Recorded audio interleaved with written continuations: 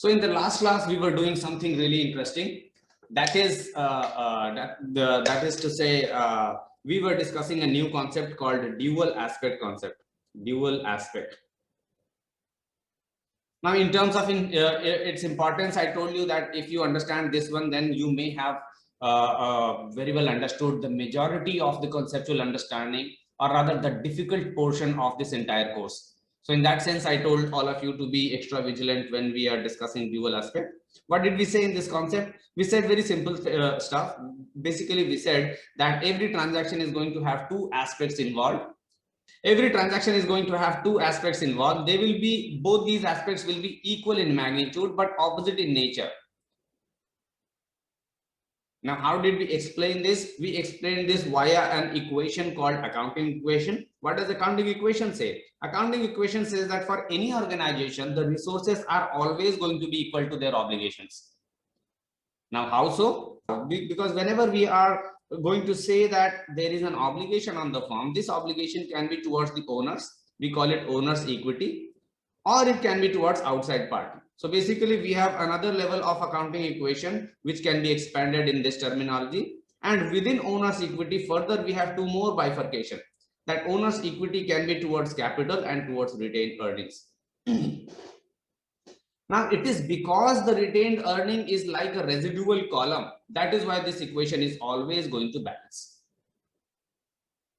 Now, we had started looking at some of the examples to illustrate the same, that this equation always holds true. So for that, we had started discussing about accounting equation. On one side, we were representing all the assets of a business, and on the other side, we were representing all the obligations of the business. And we were taking certain example transactions, imaginary transactions as example, and we were trying to see that how, no matter what, always this equation holds true. This is where we were until yesterday. Today, what we'll do, we will take one example from your book. This is a case of Music Mart Inc. We'll try to solve that, and we will try to go beyond. So as we go on solving this, then after we have already solved this particular case called Music Mart, then we will try to imagine some other transactions which might not be there in the case, which may be coming to your mind, or I have it in my mind. So which you think that is going to pose a problem, but we will see that no matter what transaction happens, you can always put this in the frame of this equation called accounting equation, where assets are always going to be equal to liabilities. So we'll start with this. So this one, first one says, John Smith starts a new business called Music Mart. So basically, we are preparing this entire statement for a business called Music Mart. So business is Music Mart. Okay, perfect.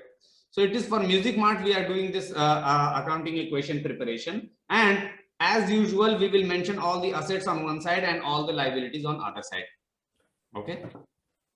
There is no basic concept that why you would want to write resources on this side and liability on this side. So if someone is feeling like daredevilish, you can flip it around and no problem at all. You can write all the obligations on this side and all the resources on this side. No issues at all.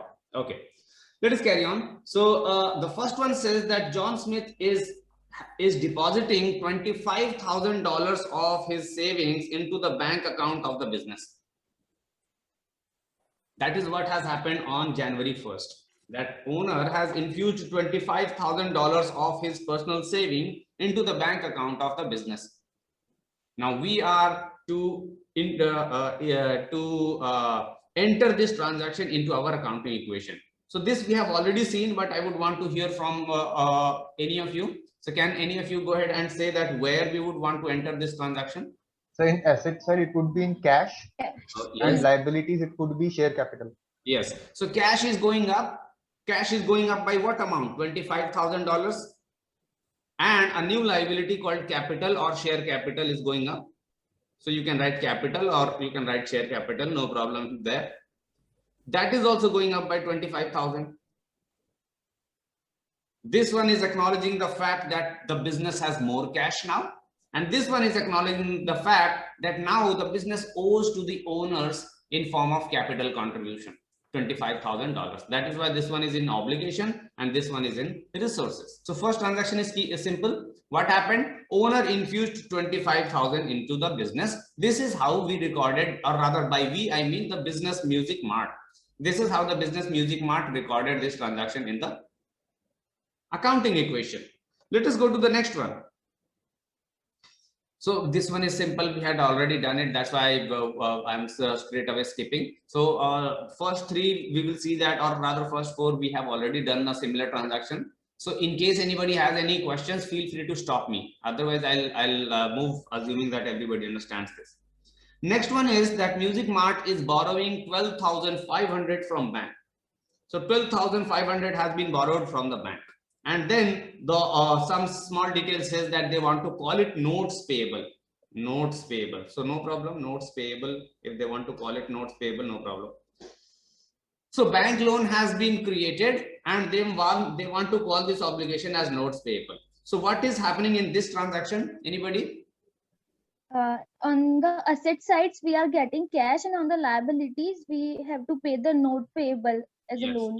That's exactly what is happening. In the asset side, we would have gotten cash because we have taken loan, and we have a new liability. In this case, they are mentioning that we want to mention this liability as notes payable. So no problem, we will also call it notes payable. If this line was not mentioned, then we could have called it anything that we want. For example, we could have called it borrowings or loans or loan from bank. It doesn't matter. Okay. So conceptually speaking, even if now if you write it some other name, it doesn't matter. Only thing is that it should be in the obligation side, and you should write 12,500 in the obligation. So one small question, sir. We have to write in the vertical form or the horizontal. Does it matter, sir? Or it's like Then that doesn't matter. This is only for our understanding, conceptual understanding. If you remember, we are still discussing basic concepts. Later on, you will see that this is not how we prepare the financial statement. We are just trying to understand the mechanics, the basic dynamics of financial statement. So you write it in a horizontal form, or you write it in a vertical format. You write assets first, or you write liabilities first, no matter at all. Only thing is you should be conceptually clear that one side is resources, that is always equal to the other side, which is obligations. That's all. And if a transaction happens, in which resource it will get added, or in which resource it will get subtracted, or which obligation it will create, or which obligation it will reduce. That is the idea of this exercise. Okay, clear? Okay. Next one, once again, pretty simple. They say that 5,000 was spent to purchase the inventory. This is a rental of music CDs. This is a business of renting out music CDs, or no, selling of music CDs. So they have purchased 5,000 worth of inventory. So how are we going to incorporate this transaction into the accounting equation? Anybody? Sir, our cash goes down by 5,000 rupees, but then inventory as an asset is added, which is worth 5,000. Yes, exactly right. So cash fell down because you would have made a payment of 5,000. That's what you do when you purchase inventory. So that is represented by this negative 5,000. And then a new asset called inventory comes into the picture. As I have mentioned to you earlier, also that for inventory, try to keep this word inventory, because this is a fairly standard jargon. So inventory goes up by 5,000. Pretty simple. Next one.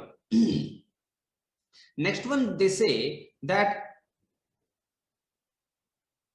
some inventory which costed you 500 rupees, or sorry, $500, has been sold off for $750 in cash. Now here I would like to explain just a small jargon to you, not jargon, or a way of writing stuff. Let us say a transaction simply mentions that 5,000 of worth of inventory has been sold off for 750. They don't mention it that it has been sold off for cash. They simply mention that it is been sold. So your default assumption should be that it has been sold for cash. Okay. So in general, if they want to say anything otherwise, then they would mention it. If nothing is mentioned, then it is as good as mentioning that it was sold for cash. Okay, is it clear? Basically, the confusion could have been that if they only mention that this has been sold, how much of that is in cash and how much the buyer has agreed to pay later on.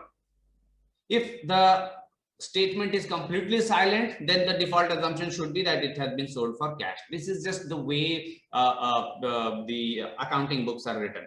Okay, so here they are specifically mentioning it that you have received cash, so no confusion at all. So this is what has happened. 500 worth of inventory has gone and you have made a sale of 750.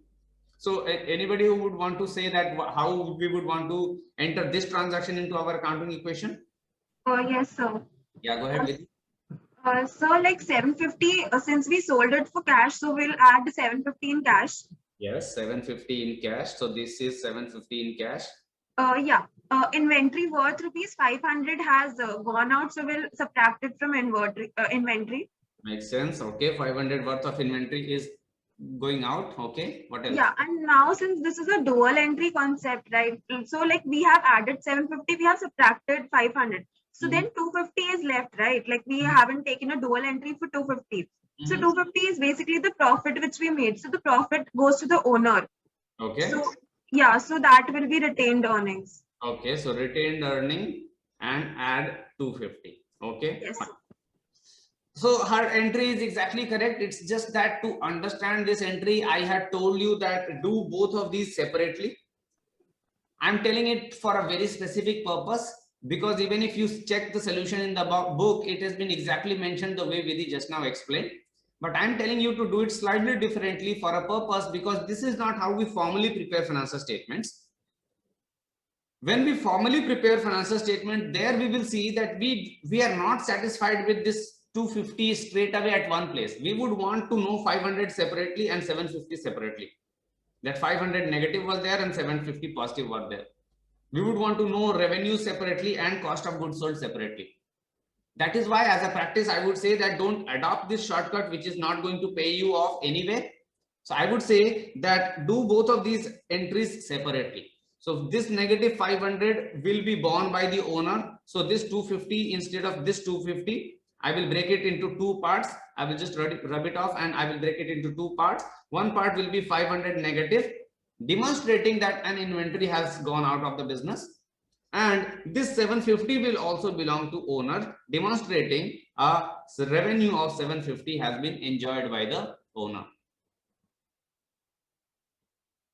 If you see, net effect is exactly same as Vidhi explained, but I want you to mention them at two different places, because later on it is going to be much easier for you to understand the formal treatment of cost of goods sold and sales.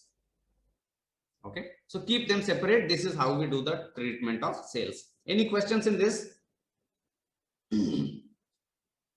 Okay, so this much we had already done in the last class. Now what we'll do is that we will go to rest of the extension of this example, which has been mentioned in the exercise section. So in the exercise section, it says cases, and then case 2 of 2 says Music Mart Inc. So you can turn to that page. In the hard copy, it is page 51. If you don't have the hard copy, no problem. Anyway, I'll keep on mentioning the transactions as we go along. Okay.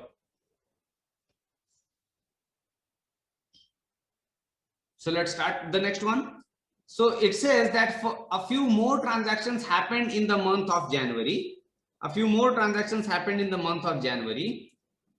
In specific, there are 1 to 13 that are mentioned in this example. And we want to incorporate the impact of all 1 up till 13 of these in the accounting equation. So let us do that.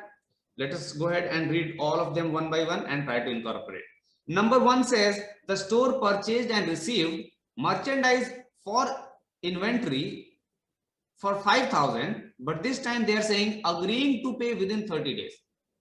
So they have purchased inventory for 5,000, but they have not paid yet. They're saying we will pay later in 30 days. So this is the first time something on credit has happened. How do we incorporate that? Anybody would want to give an intuitive guess? How we would want to... Current liability No, we could add So this it in will the come in current liabilities, or but not in payables, assets. Receivables, accounts receivable. People are speaking together. Maybe. accounts payable. So let us do this. So inventory worth 5,000 has entered the business. So I need to do plus 5,000 here. This one. That is the first thing. You have purchased inventory. Now you have got it delivered. So inventory needs to go up. But this time there is no negative in cash. You haven't paid any cash yet. So I cannot do any negative in cash. Instead, what has happened is that you have agreed to pay later on. That is an obligation on you. So this obligation, unfortunately for you, also is one of the example which has a very specific name. When you purchase inventory and you have not paid for it, these are the 3-4 jargons which are reserved for this purpose. One is called an accounts payable, or alternatively we also call this phenomenon as creation of creditors. Sometimes we also call this trade payable. So these all three terms are interchangeably used. You can use any of these. I like to use the first one for a simple reason. I'll show you how, because I like to write it like this. Lazy person, you know. So accounts payable, you want to call it creditors, feel free to do so. You want to call it trades payable, feel free to do so. In general, these are the terminologies which are primarily reserved when you purchased inventory but you have not done the payment. Okay. So let us write this as accounts payable. So I'm acknowledging that now I have a new obligation called accounts payable, and the amount is 5,000 rupees. Sorry, $5,000. Okay. So now once again we have both the sides balanced. Here we have added 5,000, and in the liabilities also we have added 5,000. Any questions up till here? That when you don't pay, you create a liability. When you don't pay to outsider, you create a liability, and we have named this liability. This one has a specific name in general. In practice, people keep calling this as accounts payable, so we will also call it accounts payable. If in some book you can see the word creditor, it's mean one and the same thing. That means you have purchased inventory but you have not paid for it. Okay, let's move on. Next one, it says Sir, one question. Yeah, please go ahead. So, sir, this 5,000 as of today we'll put it in liabilities, but then after 30 days we'll put it under deducting the cash, right? Okay. So basically what Harsh is asking is that when you are creating this liability, you said you will be paying it in 30 days. What do you do after 30 days? So my point would be that someone needs to tell you that you paid it off. Automatically, it doesn't get deducted. Okay. So in 30 days, there will be one more transaction saying that you have paid your obligation of 5,000. Okay. Okay. So by default, on your own, you don't assume that it must have been paid. Or let us say if somebody mentions that all the obligations are paid on their corresponding due date, then that is also good enough. Then that means that when 30 days comes, then this would have been paid off. 5,000 will be reduced here and 5,000 will be reduced here. Because you would reduce cash and you will reduce your obligation to 0. Thank you, sir. Okay, let's go ahead. Good question. Let's go ahead. Next one, it says merchandise costing 1,500 was sold for 2,300. So cost was 1,500 and selling price was 2,300. And this time also it was received in cash. As I mentioned to you, even if this phrase was missing here, which was received in cash. So in book it has been mentioned which was received in cash. Even if it was completely missing, your default assumption would have been that you received it in cash. Okay, so let us go ahead and enter it. Once again, same example, a little bit of different numbers. So inventory is getting reduced by 1,500. Sales is getting created by 2,300. So that's what we'll do. We will reduce inventory by 1,500. We will charge it to the owners because it has become an expense. And then 2,300 worth of sales has been created. So we'll create a sale of 2,300. So let us create 2,300 of sale. Why this number? Because you have gotten cash. And why this number here, 2,300 in the owner's equity? Because this is a revenue and revenue belongs to owners. So even though the numbers are same, you need to understand the reason why you are adding them somewhere. So the reason of this addition is different from this addition. This one belongs that represent the fact that now if you check your cash, it would be somewhat higher. Similarly, this negative represents the fact that now if you check your inventory, it will be 1,500 less. And these two are for the fact that the two there have been two transactions, one expense and one revenue. Both of them will change the claim of the owner in the business. That is why these two numbers are coming here. Okay, any questions? Okay, let's carry on then. We have picked up some pace, then we'll quickly go to some complicated ones, but before that, a simpler one. Merchandise costing 1,700. So merchandise costing 1,700 has been sold off for 2,620. And this time the customer has agreed to pay within 30 days. So earlier we purchased and we had agreed to pay within some future date. This time the customer is agreeing to pay within some future date. So some things will remain same. I think there will be no change. So for example, you know for sure the inventory treatment will remain same. 1,700 worth of inventory is gone. So this 1,700 needs to come here. And then this will also be borne by the owner. So negative of 1,700 needs to come here. The only difference between this transaction and the previous one is that this 2,620 has not been received in cash. So I cannot write 2,620 here. This I cannot write. Everybody with me? Because even though the sale has happened, you have not received in cash. So then what do? Anybody?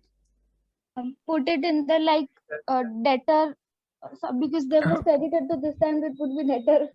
Accounts receivable. So again in accounts payable. Account payable Somebody with is saying money, accounts right? receivable, somebody is saying debtor. So since that Account receivable. getting One and the same with thing. negative sign. Accounts receivable and all the debtor. responses are same. Bipin, you have any other opinion? Accounts payable with negative sign under that. Accounts payable with negative sign is not a meaningful number. Basically, this one will be a resource for us. Let us say I give money to somebody, then it becomes a claimable, or rather a claim for me that in future is going to give me certain benefit. Let us say I give 10-20 rupees to Bipin. Now the fact that I have given 20 rupees to Bipin makes it a claim for me. It is my asset now, that in some future date he will return the money to me. So then I stand to gain because of this claim. So similarly, this is also going to create a claim for the business, that business can claim 2,600 from somebody else. So instead of writing negative accounts payable, we will write it in the asset side because it's a resource. And fortunately, the names are exactly the flip side opposite of these three. So either you call it accounts receivable, or you call it debtors, or you call it trade receivable, anything. All these three terms are interchangeable, but these are all your assets. And in the asset side, you will say account receivable, and you will write this amount 2,620. Now let me repeat what has happened. Everything else happened exactly in the same manner as it was happening earlier, that we would reduce inventory. We would add 2,620 to the owner. We will reduce inventory because inventory has been consumed. We will add 2,620 because a gain has happened. 2,620 I should write. But this time for this gain, there is no corresponding increase in cash, but rather there is increase in another claim called accounts receivable.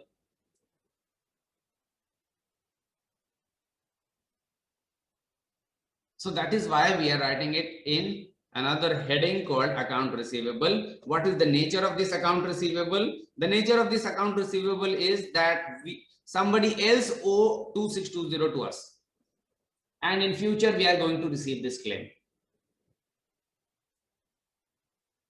Any questions? So in conservatism, we assume that we are not going to count in any profits until we 10 marks. Received. 10 marks to whichever house you belong to. Basically, very good question. What she is mentioning, that in conservatism concept, you said that you need to be reasonably certain about the revenues before recognizing them, right? When you were receiving in cash until this, then Nishtha had no problem. But suddenly she has a problem. Why? Because this one, just somebody has promised that they will be paying us. Is there a guarantee that we will get it? Somebody needs to tell us that there is a guarantee. So point is well taken. Unfortunately, for the time being, we'll assume that, let us say that these are only as an assumption that we are sure, we are certain that these things will come back to us. Later on, when we move to chapter 5, we will see that what happens when we drop this assumption, because in real life, there is no guarantee. For some sales, you may receive money, for some sales, you may not. So as long as we are learning only the basic mechanics of how to understand the dual aspect concept, only for simplicity's sake, right now we are making a simplifying assumption that let us assume that you are sure. But in real life, you are not sure. So you need to apply the conservatism concept. We understand that. That's what Nishtha pointed out just now. We will see later on that we will try to understand the adjustment for the fact that what do you do when you are not sure. You will see that there are 2-3 options for you to pick. But always keep it in mind, the moment there is a credit sale, always this question should arise in your mind, that has conservatism been followed? For the time being, I'm giving an assumption to you that let us assume that this payment is sure, that you don't have any doubt, that you're reasonably certain that this payment will come. Okay. Okay, good question. Only thing is that we are not going to tell you how to tackle this question when the assumption is dropped right now. That we will tell you later. But nonetheless, the question should have arrived at this point of time. Okay. Any more questions? Great.